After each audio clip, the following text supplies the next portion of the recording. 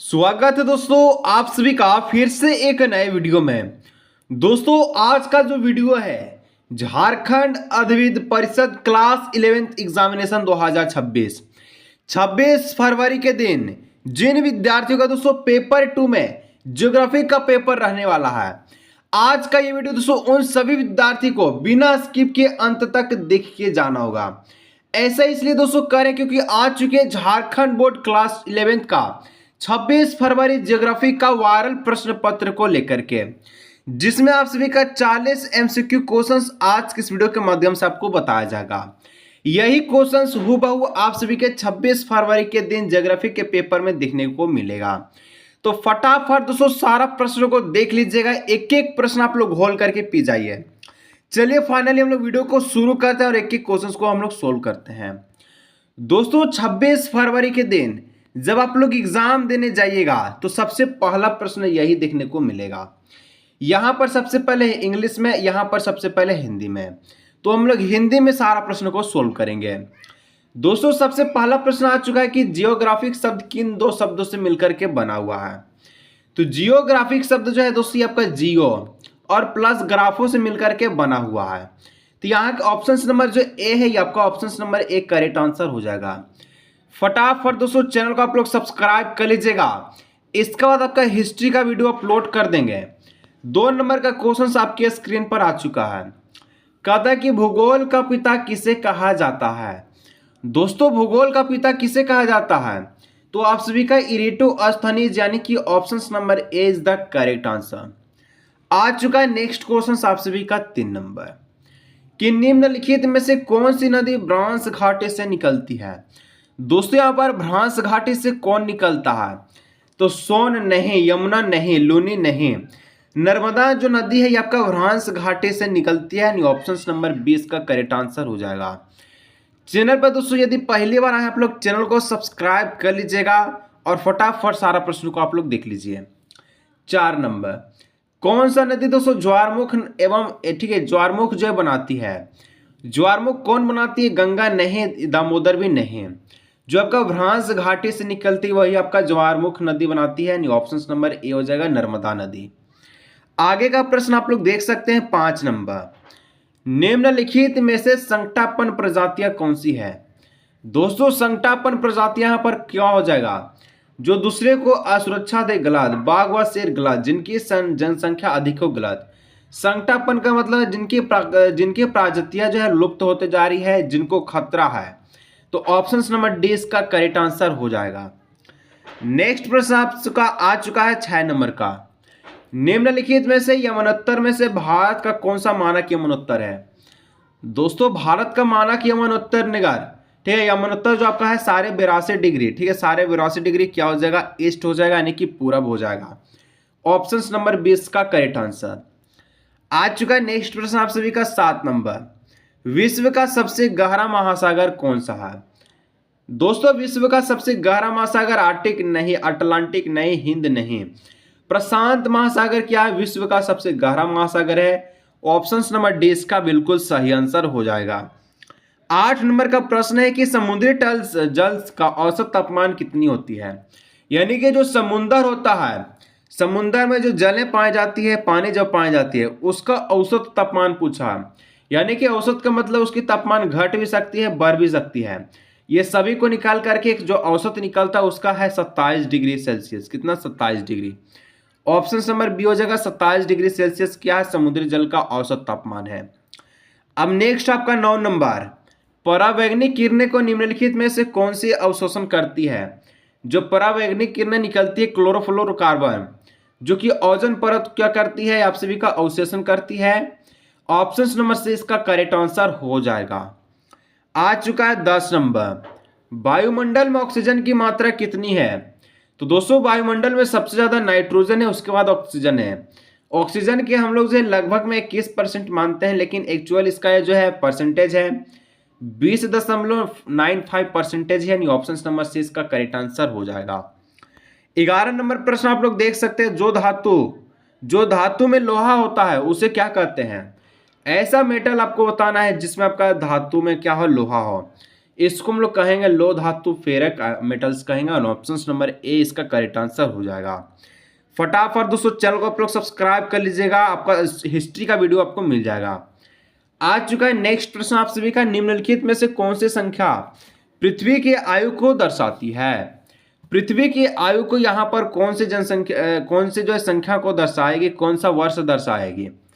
तो दोस्तों पृथ्वी की जो संख्या है, ठीक है, ये 46 अरब वर्ष इसका हो जाएगा ऑप्शन नंबर सी 12 का करेक्ट आंसर।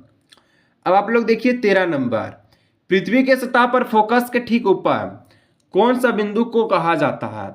यानी जो पृथ्वी है इस प्रकार से, ठीक है, इसके ऊपर एक ठीक क्या पाई जाती है, फोकस पाई जाती है।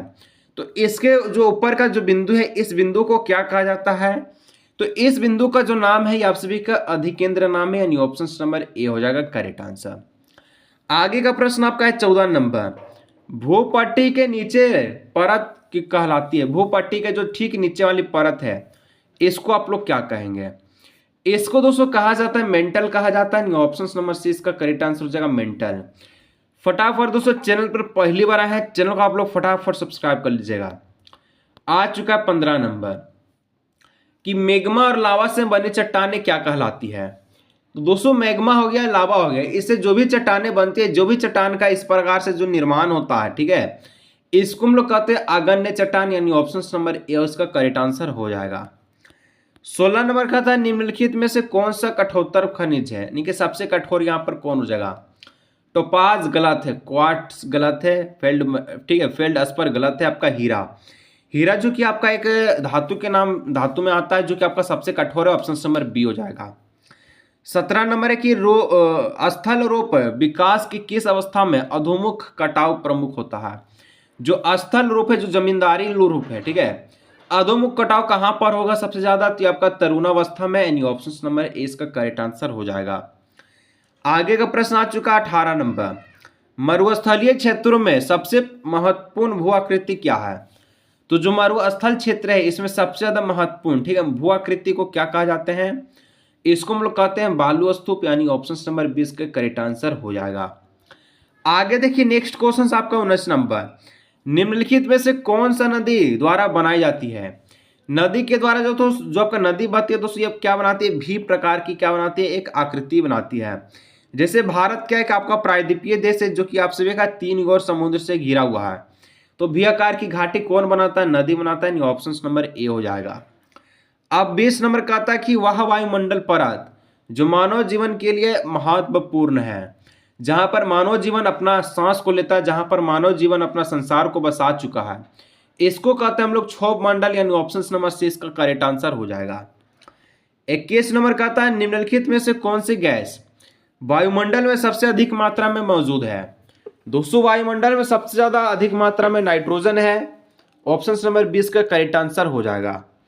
22 नंबर का आता है कि निम्नलिखित में से कहा 21 जून को दोपहर की जो सूर्य की जो किरण है ये सीधी रेखा में पड़ती है, यानी कि जो सूर्य जो है 21 जून के दिन, ठीक है, ये क्या करती है? सीधी रेखा में पड़ती है। ये आपको बताना है कि कौन सा रेखा पर, इस प्रकार से, ठीक है, इसका नाम है कर्क रेखा, यानी ऑप्शन नंबर बी हो जाएगा, जो कि 8 राज्य से भारत की होकर गुजरती है। आगे आपको आ चुका है 23 नंबर का, अंतर उष्ण कटिबंधीय अभिसरण क्षेत्र प्राय कहाँ पाए जाते हैं? तो अंतर उष्ण कटिबंधीय अभिसरण जो है ये आपका भूमध्य रेखा के निकट में एकदम पास में ही कहाँ पाई जाती है? ये आपका पाई जाती है, यानी ऑप्शन नंबर ए हो जाएगा। 24 नंबर का जो प्रश्न है कहता है, निम्नलिखित में से वह प्रक्रिया कौन सी है जिनके द्वारा जल द्रव से वाष्प में बदल जाती है? तो दोस्तों जल द्रव से वाष्प में बदल जाती है, ये कौन सी प्रक्रिया के कारण होती है? इसको हम लोग कहते हैं वाष्पोत्सर्जन, यानी option number B correct answer. 25 number का क्वेश्चन है कि लवणता को समुद्र जल में घुले हुए नमक ग्रामों की मात्रा की व्यक्त की जाती है। जो नमक पाई जाती है जब आपका जो समुद्र में, ठीक है, जो नमक पाई जाती है समुद्र में, इसमें दोस्तों प्रति कितना ग्राम में पाई जाती है, कितना मात्रा में इसको देखने को मिलता है? तो प्रति 1000 ग्राम में, ठीक है, तो यहाँ पर ऑप्शन नंबर 20 का करेक्ट आंसर हो जाएगा। आगे आपका आ चुका है 26 नंबर, महासागरीय जल के ऊपर एवं नीचे की परत को क्या कहते हैं? जो महासागर के जल इस प्रकार से जो मंथन करती है ऐसे ऐसे, ठीक है, जो विचलित चलते रहती है ऐसे ऐसे आप सभी का, इसको क्या कहते हैं? इसको हम लोग कहते हैं ज्वार भाटा, यानी ऑप्शन नंबर ए हो जाएगा। आ चुका है आप सभी का नेक्स्ट क्वेश्चन 27 नंबर, निम्नलिखित में से भारत के किस राज्य में बाढ़ सबसे ज्यादा है? बाढ़ सबसे ज्यादा दोस्तों कहां पर आता है? पश्चिम बंगाल, असम, उत्तर प्रदेश। गलत, आपका बिहार में सबसे ज्यादा। ऑप्शन नंबर ए हो जाएगा। आ चुका है 28 नंबर। मृदा का सबसे ज्यादा व्यापारक और सबसे ज्यादा उपजाऊ प्रकार कौन सी है? यानी कि सबसे ज्यादा आपका व्यापक भी होना चाहिए, सबसे ज्यादा उपजाऊ वाला भी मिट्टी होना चाहिए। जलोढ़ मृदा, जिसमें दोस्तों खादर और भांगर पाए जाते हैं, नए और पुरानी मिट्टी, इसमें ही आपका अधिक प्रकार की वस्तुएं को उपजाई जाती है। ऑप्शन नंबर ए हो जाएगा करेक्ट आंसर। 29 नंबर कहता है कि प्रोजेक्ट टाइगर निम्नलिखित में से किस उद्देश्य से शुरू किया गया? प्रोजेक्ट जो टाइगर है इसका उद्देश्य क्या था? तो बाघ को शिकार से बचाने के लिए। अन्य ऑप्शन नंबर ए इसका सी इसका करेक्ट आंसर हो जाएगा, जो कि 1972 में किया गया था। 30 नंबर, मानसून शब्द का शब्द क्या होता है? मानसून शब्द का जो अर्थ है इसका मतलब क्या होता है? तो मानसून का मतलब दोस्तों आप लोग पवन प्रणाली भी कह सकते हैं, परिवर्तन भी कह सकते हैं, मौसम भी कह सकते हैं। ऑप्शन नंबर डी ठीक है करेक्ट आंसर। 31 नंबर कहता है कि गर्मियों में उत्तरी मैदान में बहने वाली हवा को क्या कहते हैं?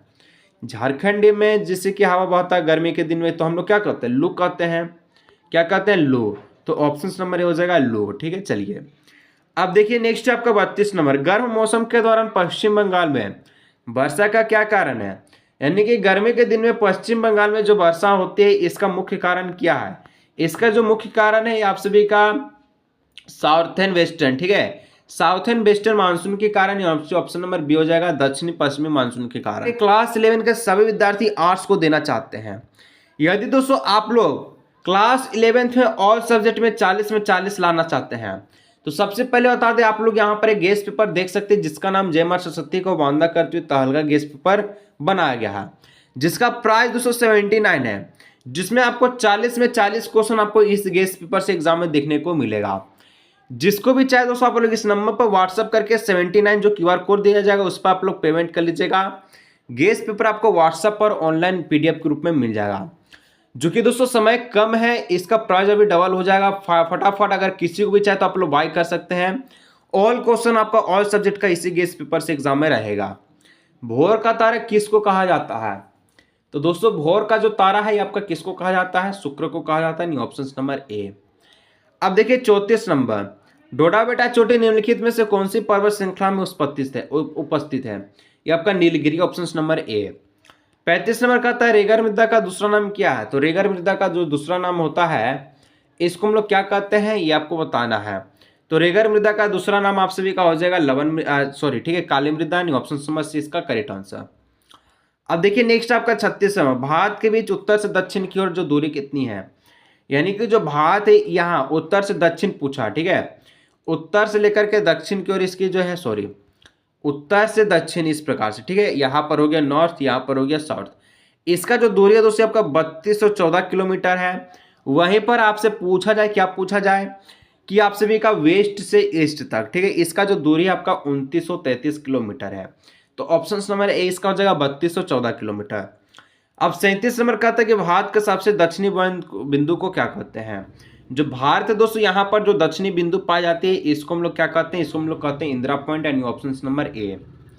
नेक्स्ट आप सभी का आ चुका है 38 नंबर, कौन सी भूकंप की तरंगे तरल, ठीक है, पदार्थ से होकर के गुजरती है? तो इस तरंगे इसका करेक्ट आंसर हो जाएगा।